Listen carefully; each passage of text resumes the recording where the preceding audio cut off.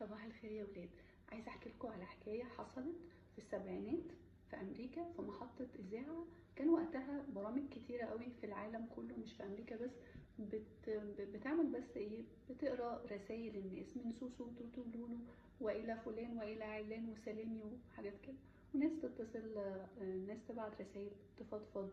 حد عنده مشكله في قصه حب بقى، تايه بين ولا ويمكن وحاجات كده، يتصل يحكي لمجرد الحكاية. يعني البرنامج مش بيقدم مساعدة ولا حاجة. جت رسالة من واحدة أعتقد كان اسمها روز، عندها 82 سنة، بتفضفض وبتقول إن هي مش يعني عايشة على الفتات، مساعدات بسيطة جدا من جيرانها، مش لاقية طول الوقت الأدوية تاخدها. وقالت في آخر الرسالة: أنا عارفة إنكم مش بتساعدوا، أنا مش طالبة منكم أي حاجة، أنا بحكي معاكم، أنا بس بطلب من ربنا المعونة.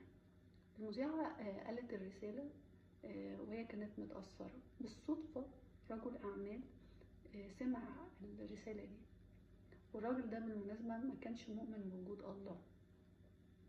كلم السكرتيرة بتاعته وقال لها: روحي للست دي واديها كل اللي هي محتاجاه، اكل شرب لبس فلوس ادويه وبزياده قوي، وقولي لها ربنا ما عملكيش حاجه بس الشيطان عمل.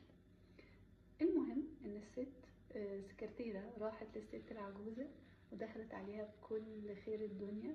والست كانت عاملة زي الطفل اللي فرحان بلعبته اللي لقاها، عمالة ترص في الحاجات اللي هي بتاخدها، وما سألتهاش مين اللي بعت الحاجات دي. فالسكرتيرة استغربت قوي، قالت لها: انتي مش عايزة تعرفي مين اللي بعتلك كل الحاجات دي؟ فالست العجوزة ابتسمت كده وقالت: ما يهمنيش اعرف مين بعت، انا كل اللي اعرفه ان ربنا لما بيؤمر حتى لو كان شياطين هيطلعوا. الحكمة هنا بتقول ان اللي مكتوب لك هتشوفه وهيوصل لك حتى لو كانت البيبان مقفلة في وشك. لما ربنا بيؤمر حتى لو شياطين هينفذوا. خلي عندك يقين واتقوا.